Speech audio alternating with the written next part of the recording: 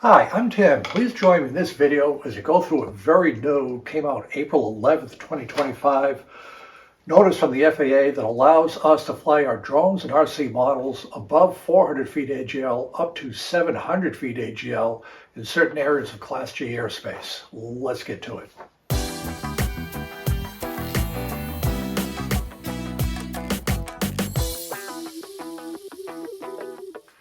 This video is being filmed in April of 2025, and just through the email and the Academy of Model Aeronautics, I became aware of a new development. It's on the government blog section of the AMA website, of a new development with the FAA, the AMA's coordination with the FAA to try to get more understanding of our RC model airplane and drone flight rules.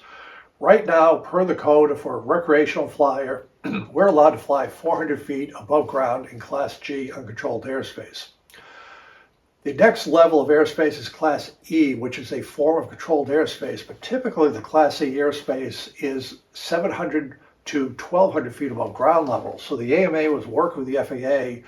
Could we extend the 400-foot above ground level ceiling up to 700 feet? And this waiver grants that permission.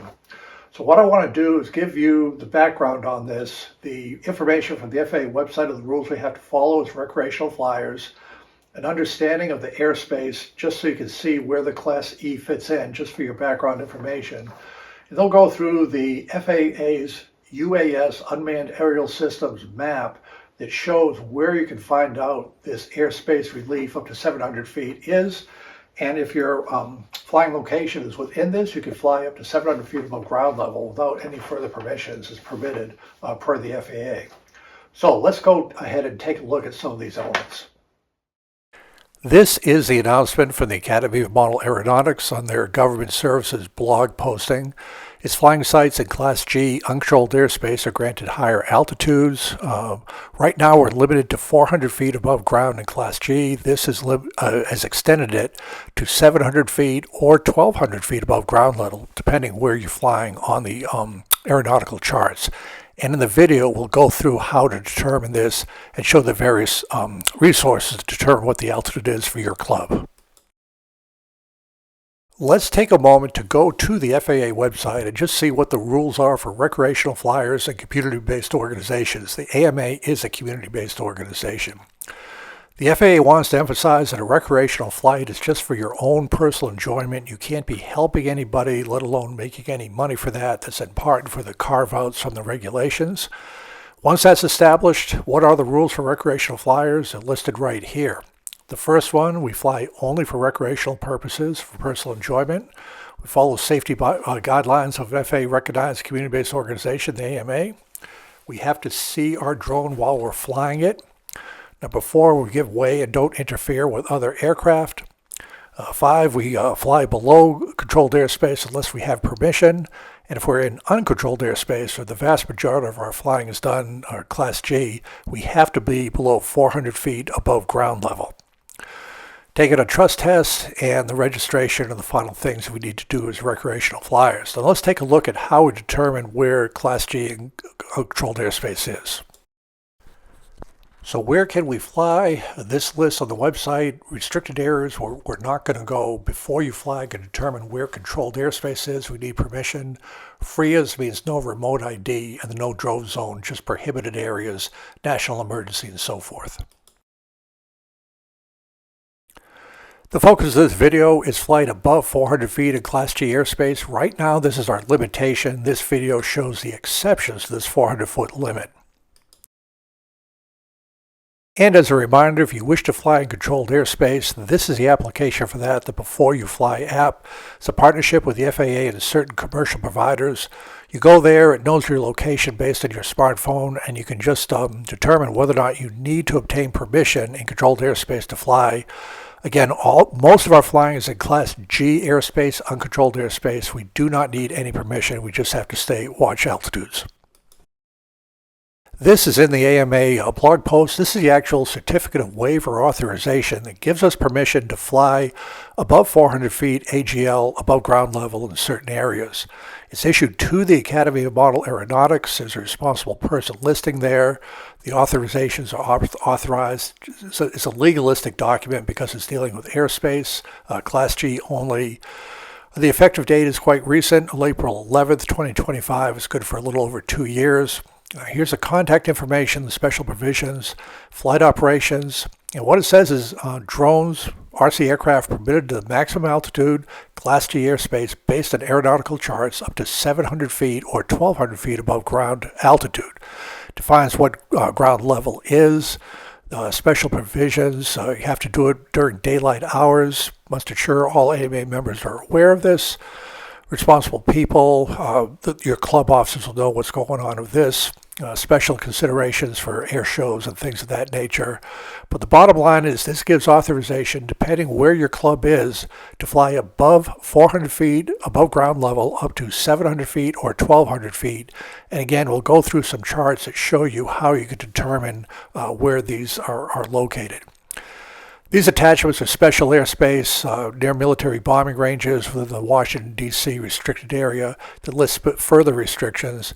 And one that's kind of interesting, you can't do it in a densely wooded area. Let's take a very quick look at airspace. This will help with our discussions. Class A, you can see at the top, very restricted instrument flight only. It goes down to B, Atlanta Airport, busy airports, and then finally down to Class E, which is a blue, and Class G. You can see the Class E airspace transitions between the B, C, and D can either be 1,200 feet or 700 feet above ground level. We'll show how to determine that. Again, the FAA is letting us fly up to that 700 or 1,200 foot altitude. This is another view of the Class E airspace and transition, the chart that we just covered. And you can see that we will be focusing on Class E, the blue, the Class G.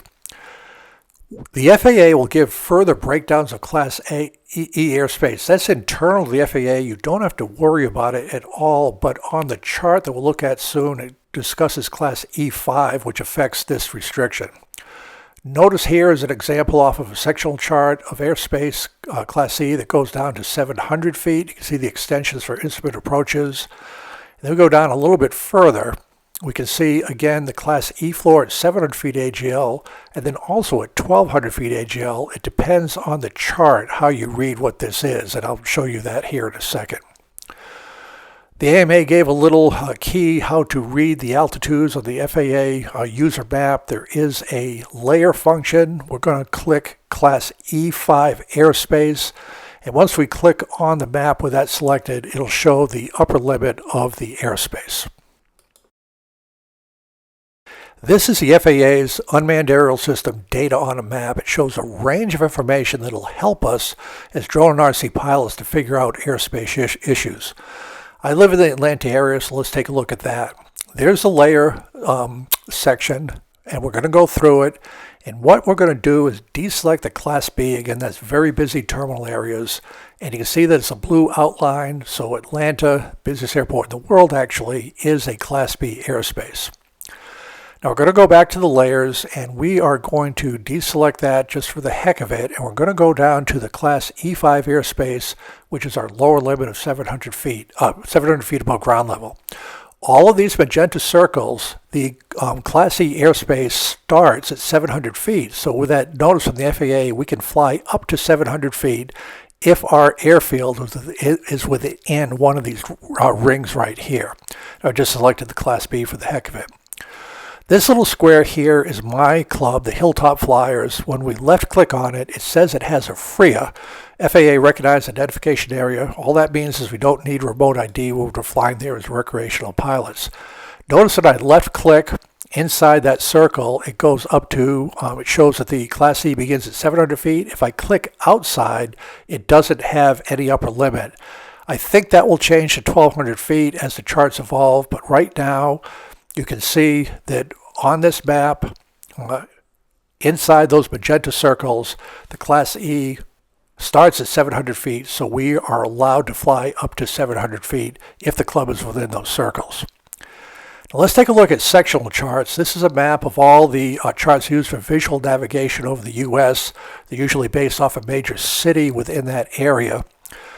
And this is the legend. We're not going to go through the whole thing. As a private pilot, you'd have to understand this, but here is the legend for the Class E down to 700 feet and 1,200 feet.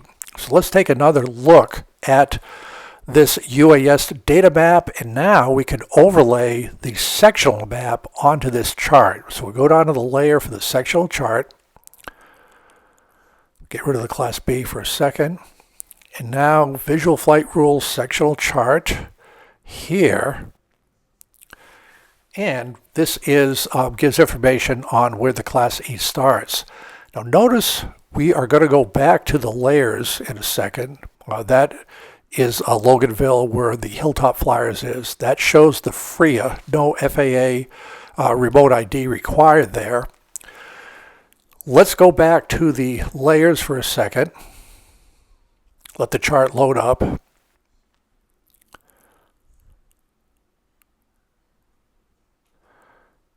And we will go down and select that E5 for the lower limit of 700 feet. Notice once we do that, all the magenta circles are there around the airports showing the controlled airspace. We left click in there, we can fly up to 700 feet. We left click outside, it's still not published up to 1,200 feet. That's when the Class E airspace starts. Again, we go back to the Hilltop Flyers to see that our FRIA is established there, but with no altitude in it. So this is our club, the Hilltop Flyers. The controlled airspace begins at 1,200 feet. That's not listed in the FRIA notification, which is remote ID. Hopefully someday they will list the upper limit in the FRIA notice so you know where you stand. Thank you for joining me in this video. It's important to stay up to date with what is happening with the FAA for our modeling hobby, both drones, fixed wing aircraft, and helicopters. There are changes. There's going to be further changes.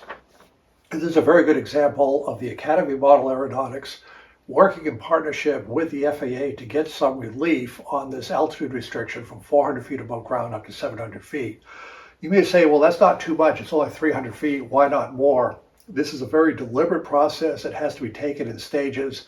And this is a step in the right direction because it shows that the AMA, representing 150,000 members, does have contact and influence partnership with certain members of the government to try to affect laws and rules in our favor. But the takeaway is the AMA does a lot of work on our behalf on Washington in this very rapidly changing regulatory environment. We remain very focused on the FAA, as we should, for airspace rules. So again, thank you for watching this video, and look forward to seeing you on future videos.